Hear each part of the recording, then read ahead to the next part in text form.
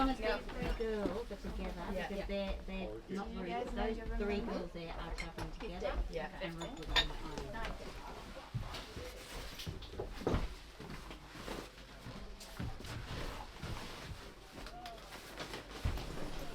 Youngest son was a little timid, shy, scared. He was very...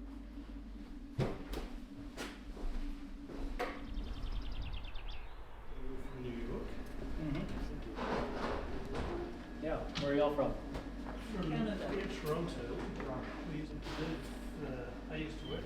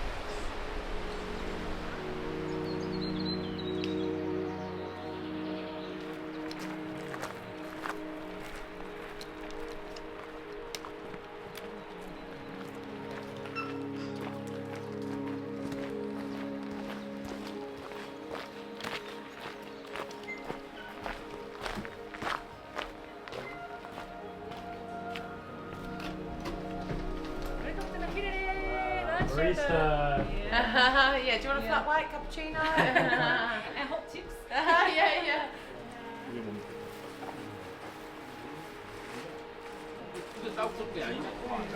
아니 하나하나 두개 따오니까 남더라고.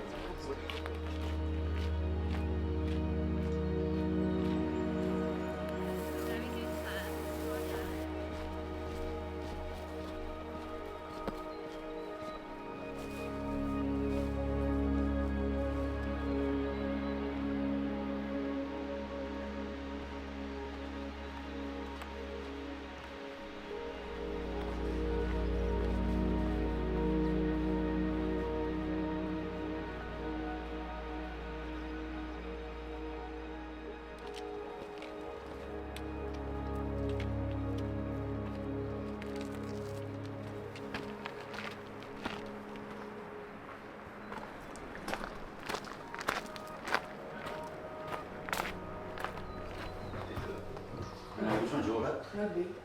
Rugby. I'll take, have a seat here. I'll take up to your room. I'll take these people first, and then we'll come back and take to your room.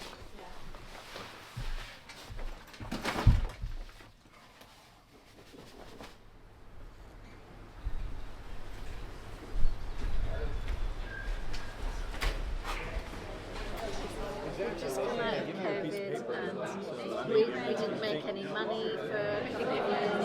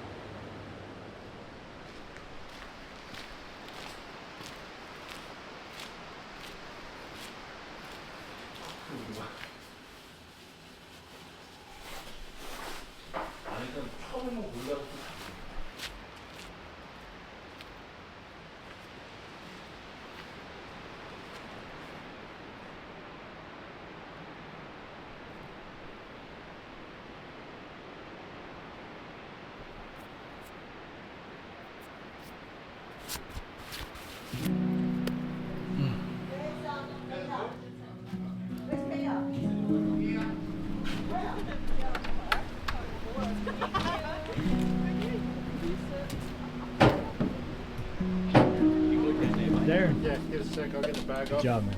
Thank you. I made it.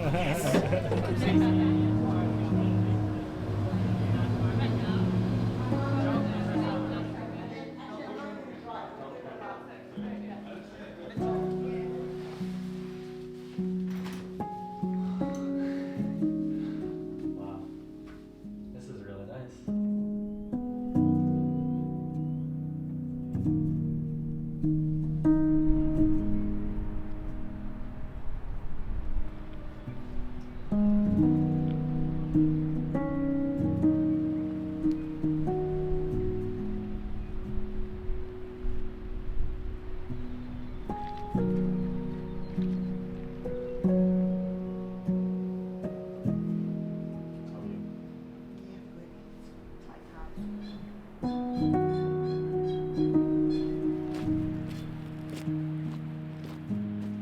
Okay, so that was the Milford Track. In November 2023, I joined a group of about 30 other hikers on an all-inclusive guided walk through the heartland of Fiordland National Park in New Zealand and ended at Milford Sound. The entire trip was 5 days, 4 nights, but the first and last day were mainly transportation on bus and boat. So the 3 days in the middle were hiking. And the official length for the Milford Track is 33.5 miles, but I tracked in total about 42 miles with all of my shenanigans. And I post my activity recordings for running and hiking on Strava and AllTrails. The 3D maps and the photos with geolocations are pretty helpful. You can follow me there and see where I'm hiking first before I post a YouTube video. If I could have, I would have done this hike solo and unguided at my own speed, but it's a very popular trek and I couldn't find any availability for any hut bookings. You can't wild camp, you can't camp in general, you have to sleep at a hut and it's very competitive. So that's why I signed up to join this very large group on an all-inclusive, fancy trek. But that also meant that I barely had to carry anything for this hike. Hiking clothes, camp clothes, and then camera gear, and maybe a few snacks. All of the huts were super nice, had lounge areas, dining areas, and different accommodations for different guests. For all 4 nights, I had a 4-person dorm room all to myself, so basically like a private room upgrade, which was very lucky. Chefs at the lodges cooked us really nice dinners every night and had a buffet waiting for us in the morning with like unlimited coffee and tea, and also a lunch sandwich making station for us to pack ourselves and take on the trail to eat midday. My go-to was a giant chicken pesto wrap, and I think the last 2 days I eventually started making 2 of them to bring with me. I was very hungry and they were very delicious. All of the huts had electricity and hot water for showers and bars, so very fancy. And the mileage per day wasn't that bad, so we had lots of downtime in the huts, and I made friends with a couple other hikers, and we had a pretty aggressive game of euchre going on each day, so it was nice to hang out with them. The second day was the one up over Mackinnon Pass, the high point of the hike, and it was a bit cloudy, so I made sure to wait around a little bit just to get a couple shots of when the clouds parted to see the whole valley on both sides. And there were also kias playing and hanging out up there, so it was nice to see them. They are alpine parrots, and I love them to death. The birds in New Zealand are just amazing. Honestly, that's one of the biggest reasons why you should hike in New Zealand, just to see all of the different birds they have. If you love weird, strange, beautiful green plants and moss and big old trees, this valley hike has a lot of that. But what it also has are sandflies. They're not mosquitoes, they're not midges, they're sandflies. They're small, they buzz around. They do bite a little bit, but they're mostly annoying just because they're all up in your business all the time. The last day, the sandflies were atrocious, especially towards Sandfly Point, which is appropriately named. Super glad to have brought the umbrella to keep the rain off of me the last day, but it also gave like a little safe haven for the sandflies to attack me. So I just did not stop moving that last day and took off all of the brakes and made it to Sandfly Point first and just waited for enough people to fill up the first boat shuttle over to our lodge at Milford Sound. So it was fantastic to like hang out with the lodge, with the view, and then also sleep overnight so that we could be there for sunset and sunrise when there were no tourists around. And the trip included a boat cruise around the sound in the morning, and it was perfect weather. We had bright blue skies and we could see the snow on the peaks of the mountains around. I recommend anyone in that area to do that, and also try the hot chocolate on board if they have it. It was really good. So overall, the way that I hiked the Milford Track was fancy and easy compared to what I normally do. And it was a nice send off to New Zealand in general. And if you've done this hike yourself, leave some advice or your experience in the comments below. And if you're thinking about doing it and have a question, leave a comment and we can try to get back to you. But thank you for watching. Bye.